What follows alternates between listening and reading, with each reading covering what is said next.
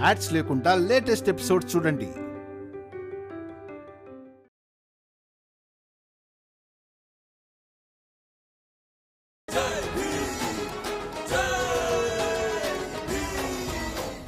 నీ నోరు ఎవ్వరి ముందు తెరవద్దు. పదండి నానా.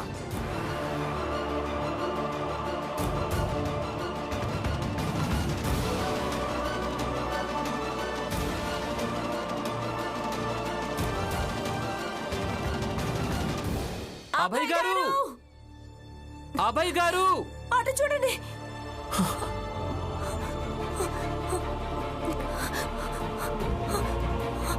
అభయ్ గారు, ఏమైంది తనకి? అభయ్ గారు లేవండి. ఏమైందో చెప్పండి. ఏమైంది వీళ్ళకు? అభయ్ గారు లేవండి. ఏమైంది మీకు? అసలు అసలు మిమ్మల్ని ఎవరు కొట్టారు? లేవండి. నిర్మల గారు, నిర్మల గారు, నిర్మల గారు, నిర్మల గారు, లేవండి.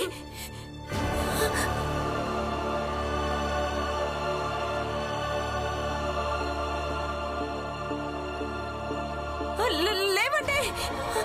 అభయ్ గారు, అభయ్ గారు లేవండి. మీరేం ఆందోళన పడకండి. నేను మీకేమీ కానివ్వను.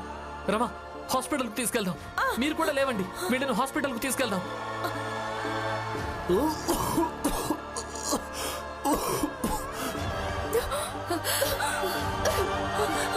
నిర్మల, నువ్వు బ్రతికే ఉన్నావా? నువ్వు బాగానే ఉన్నావా నిర్మల?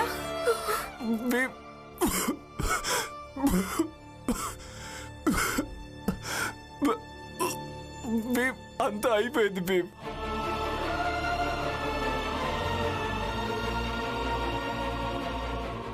ఇంకేం మిగలేదు. అభయ్ గారు,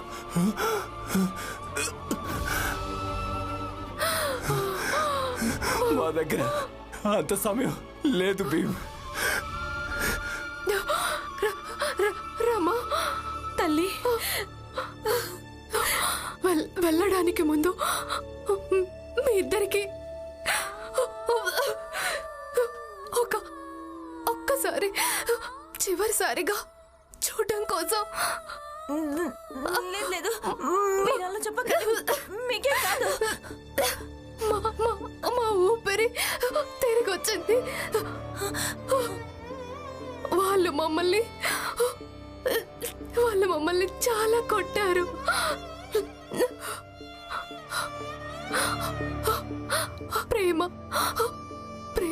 ప్రేమించడానికి, అలాగే బతకడం కోసం బదులుగా వాళ్ళు ఎన్ని గాయాలు చేశారు. అయినా భీమ్,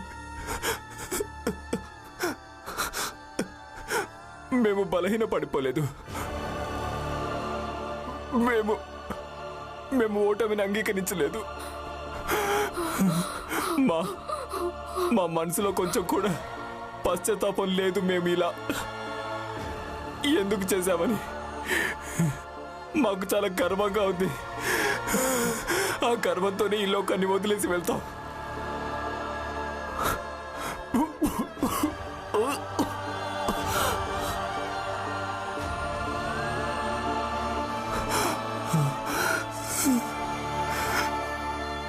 నిర్మల, ఇక నేను ఒక కొత్త జీవితాన్ని ప్రారంభించాలని నేను కోరుకున్నాను. నిర్మల జీవితంలో మళ్ళీ సంతోషాలు తీసుకురావాలని. కానీ ఓడిపోయాను. నువ్వు చూస్తూ ఉండు, ఈ ప్రపంచం ఖచ్చితంగా మారుతుంది. లేదు, మీకేం కాదు. అలాగే ఈ ప్రపంచం ఎప్పుడు మారుతుందంటే, ఎప్పుడంటే రామా నీలాంటి, అలాగే భీమ్, మీలాంటి వ్యక్తులు పెరిగినప్పుడు. అలాగే మా తరపు నుంచి ఈ జనాలందరికీ చెప్పండి, అబద్ధపు హోదా ఇంకా అబద్ధపు గౌరవం కోసం ఒకరి ప్రాణాల్ని ఆహుతి ఇవ్వడం తప్పని. నిర్మల గారు, గారు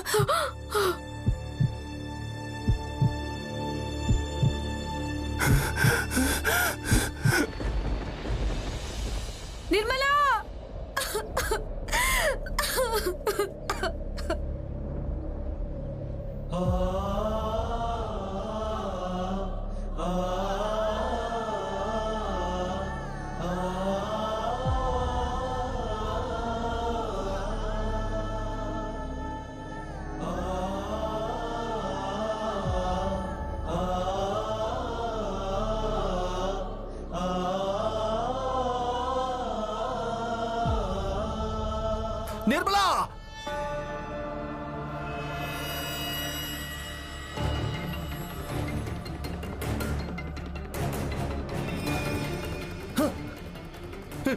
నిర్మలా నిర్మలా నిర్మలా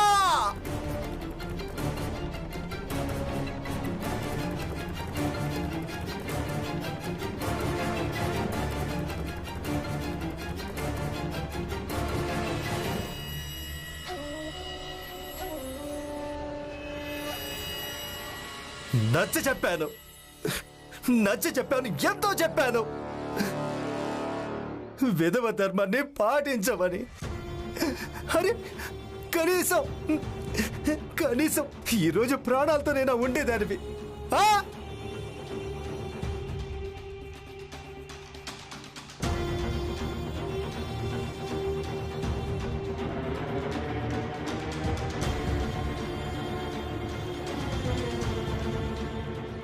భీమరావ్, ఈరోజు నీ కారణంగా నేను నా చెల్లెల్ని కూడా పోగొట్టుకున్నాను. సంతోషమా?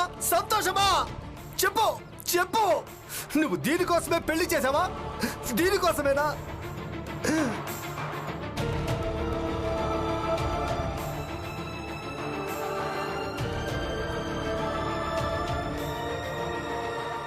చూస్తుంటే చాలా బాధగా ఉంది.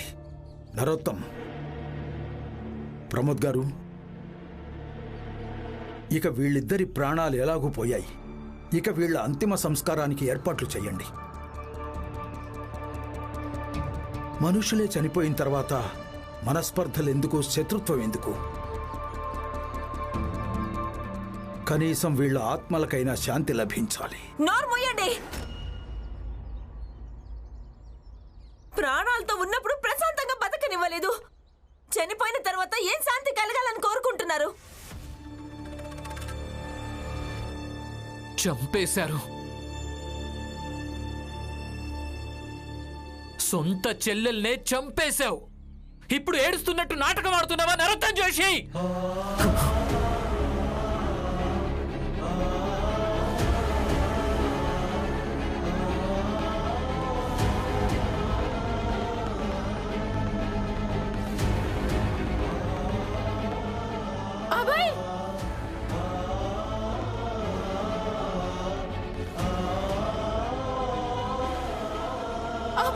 అబ్బాయి అబ్బాయి అబ్బాయి అసలు ఏం జరిగింది? అబ్బాయి నిర్మల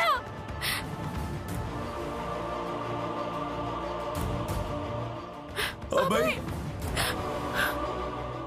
లేదు బాబు అబ్బాయి లేదు, ఇలా జరగడానికి వీల్లేదు. అబ్బాయి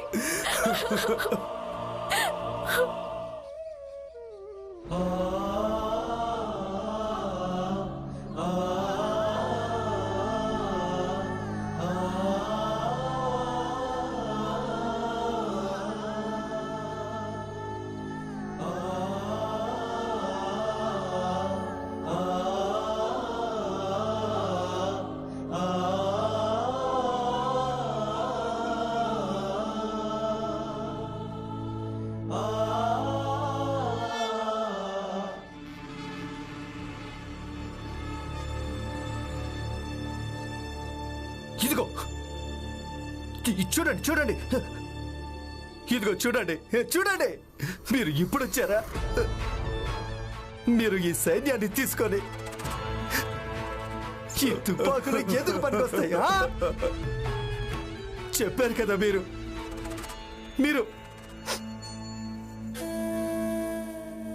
రక్షణ కల్పిస్తారని. నేను మిమ్మల్ని పూర్తిగా నమ్మాను. మీరందరూ నమ్మక ద్రోహం చేశారు.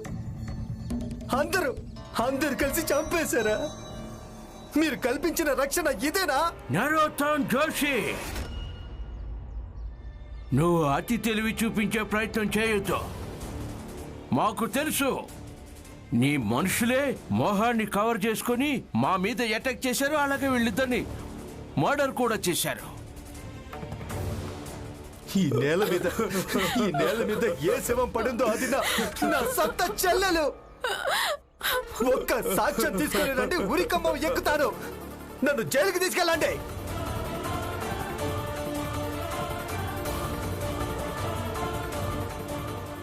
మాకు చాలా బాధగా ఉంది. మీ ఇద్దరు కొడుకులు కూడా స్వర్గస్థులైపోవడం.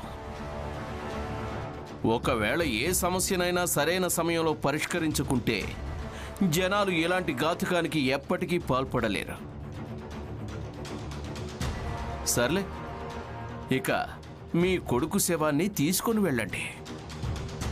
ఆ ఈశ్వరుడు మీకు దుఃఖంతో పోరాడే శక్తినివ్వాలి.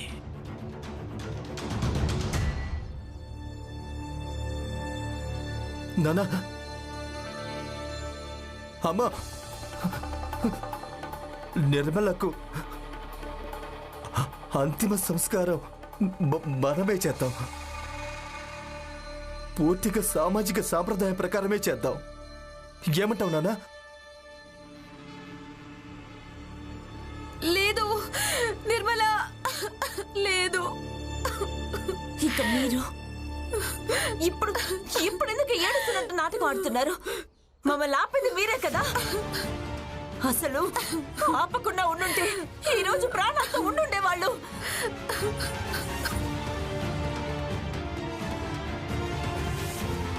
ఉట్టేసి చెప్పాడు నిర్మలను నాకు అప్పగిస్తానని, కానీ చంపేశాడు. అమ్మా ఊరుకో అమ్మా.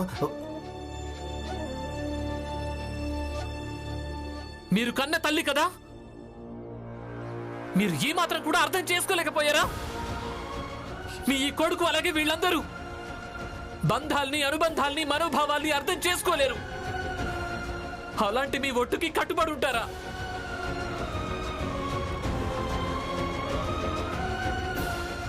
నరోత్తమ్ జోషి, సాక్ష్యం. ఇప్పుడు నా దగ్గర సాక్ష్యం లేదంటే ఇప్పుడే లాక్కుంటూ జైలు లోపల పెట్టించుండేవాన్ని.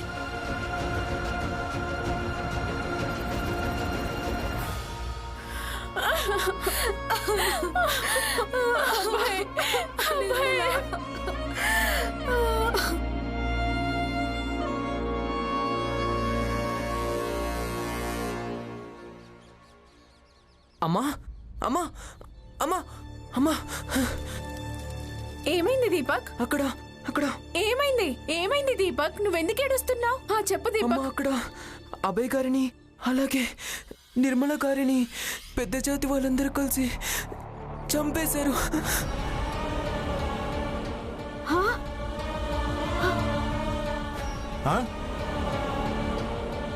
ఏమైంది? మళ్ళీ చెప్పు, ఏమైంది? అభయ్ గారిని ఇంకా నిర్మల గారిని పెద్ద జాతి వాళ్ళందరూ కలిసి చంపేశారు.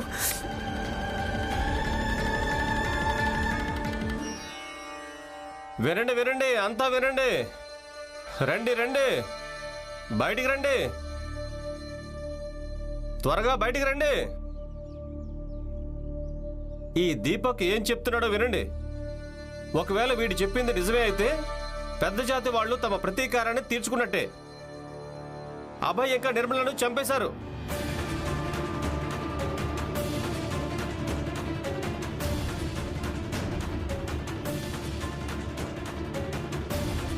ఏంటి? అభయ్ ఇంకా నిర్మలను చంపేశారా?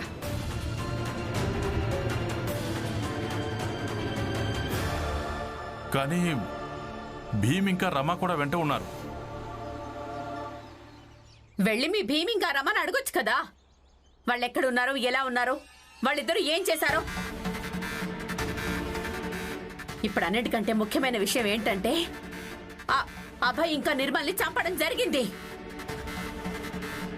వాళ్ళిద్దరి చావులకి ఎవరు బాధ్యులు? దోషులెవరు?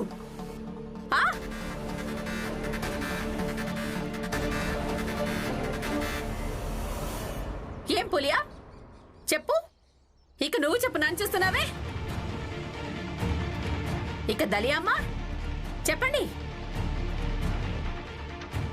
నేను అడుగుతోంది మిమ్మల్నే, సమాధానం చెప్పండి.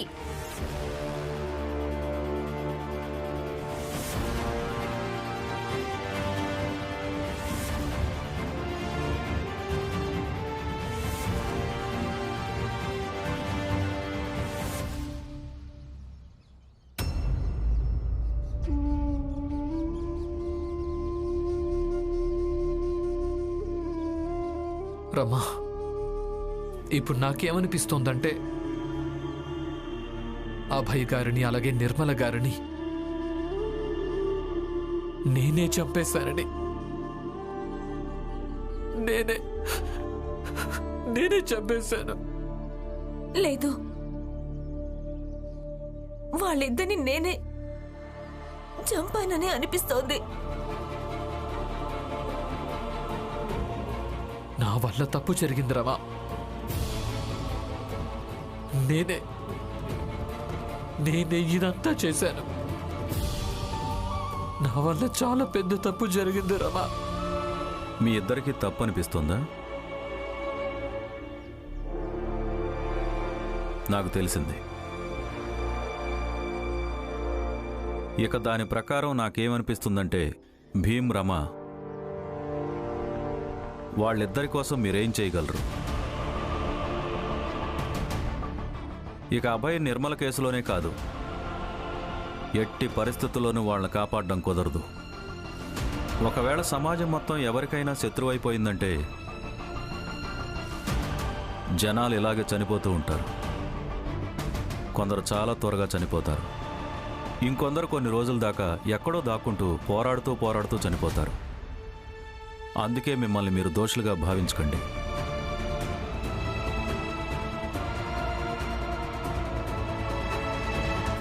ఒకవేళ నేను అభయ్ గారి అమ్మా నాన్నల్ని వాళ్ళ పెళ్లి కోసం ఒప్పించకుండా ఉండుంటే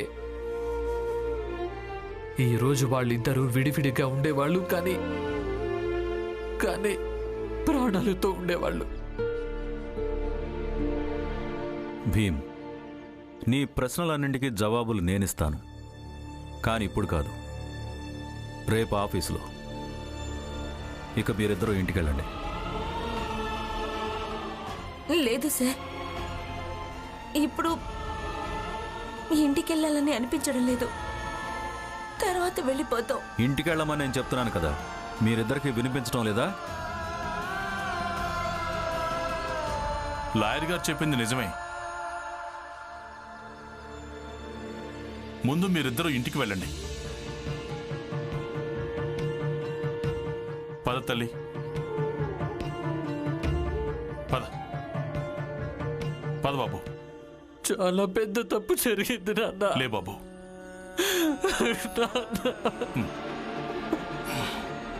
పద తల్లి.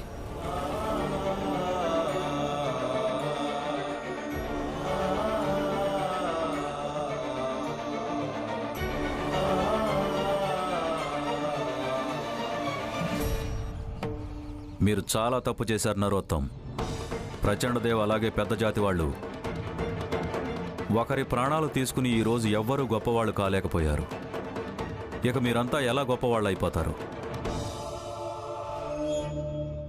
ఏంటి ఎవరు సమాధానం చెప్పట్లేదు? అందరు నోళ్లు పడిపోయాయా ఏంటి పులియా? ఒక ఆడదానివైనందుకు నిర్మలకి సహాయం చేయాలనుకున్నావు కదా, ఇదేనా నీ సహాయం? ఇక నువ్వు మహాతల్లి వాళ్ళ పెళ్లి జరుగుతున్నప్పుడు నువ్వు చాంతాడంతో ఉపన్యాసం ఇచ్చావు కదా, ఆడది ఇది చేయాల్సి వస్తుంది, అది చేయాల్సి వస్తుంది, ఎన్నో అనుభవించాల్సి వస్తుంది అని. నువ్వు దీన్ని అనుభవించగలవా? ఇక మీరు దలియా అమ్మ, మీరు ప్రతి క్షణం భీమ్ పక్షానే ఉంటూ ఉంటారు కదా, తను చేసిన ప్రతి తప్పును క్షమించేస్తారు, అవునా?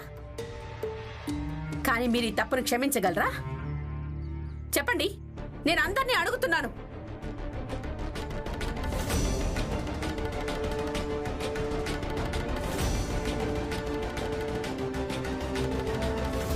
అయ్యో జిజాబాయ్, పాపం వీళ్ళందరి మొహాలు చూడు. ఎలా చూస్తున్నారంటే విద్యాలయంలో ప్రధానోపాధ్యాయుడు ఏదో కష్టమైన ప్రశ్న అడిగినట్టుగా, ఇక వాళ్లకు దానికి జవాబు తెలియనట్టుగా.